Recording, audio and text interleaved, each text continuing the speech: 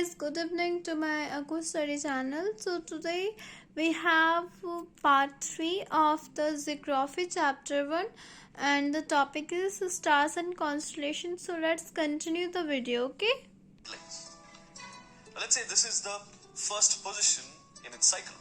Okay. As you see, it's just in between the Earth and the Sun, so therefore you can't really see it from the Earth, right? Because the side of the moon that's lit is facing the other way. So it's just impossible to see the moon when it's like this. Okay? But then the moon starts moving, right? It starts revolving around the Earth. So in about 3 days or so, it comes to this position.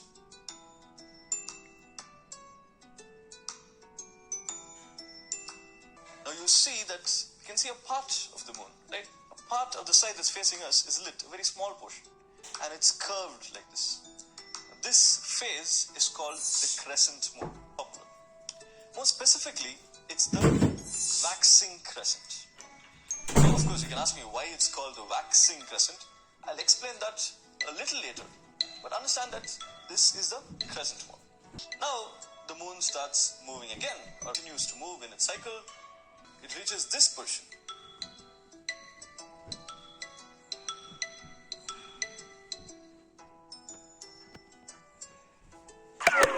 This phase is called the first quarter because the moon has completed of its cycle.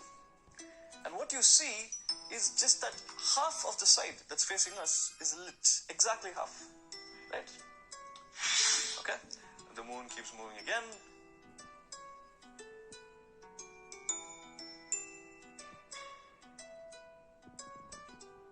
This phase is called waxing gibbous. In this phase, you see that about 3/4 of the side that's facing us is lit, or a little more than half of the side that's facing us is lit. Great.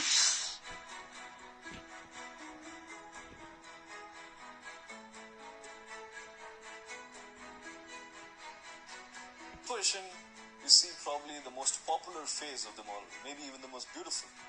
You see that the side that's facing us is completely lit. And this phase is called the full moon. It's completed exactly half of its cycle, so now it starts coming back towards the sun. And in about 3 days or so,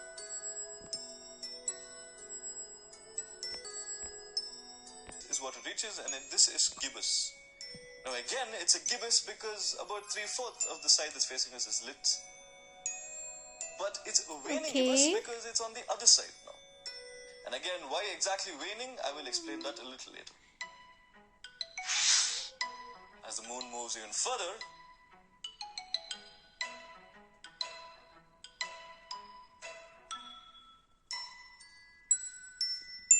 the next phase we reach is called the third quarter.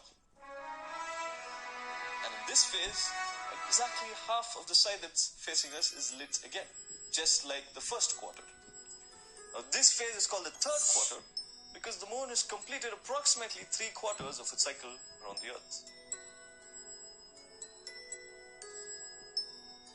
As it moves further, it reaches a phase called the waning crescent.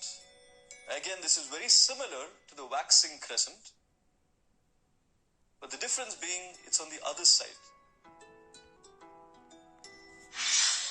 Finally, the moon reaches the position where it all began, the phase called the new moon. So after this, the cycle just continues to. And this is why you see different shapes of the moon in the night sky. Now let me explain why we use the words waxing and waning. Now the meaning of the word waxing is increasing. And similarly, the meaning of the word waning is decreasing. Okay? So now, let me explain. So the reason this position or this phase is called the waxing crescent is because the size of the moon in the night sky increases as the moon moves like this, right? Or you can say that the size that is the side that is facing us gets increasingly lit as the moon moves in this direction like this. So therefore, this position is called the waxing crescent, and is called the waxing gibbous. But now, after we have the full moon, when the moon comes this side, the size that is facing us is getting decreasingly lit. Or you can say that the size of the moon in the sky is reducing. So therefore, this side is called the waning side. And that's why this position is called the waning gibbous, and this position is called the waning crescent.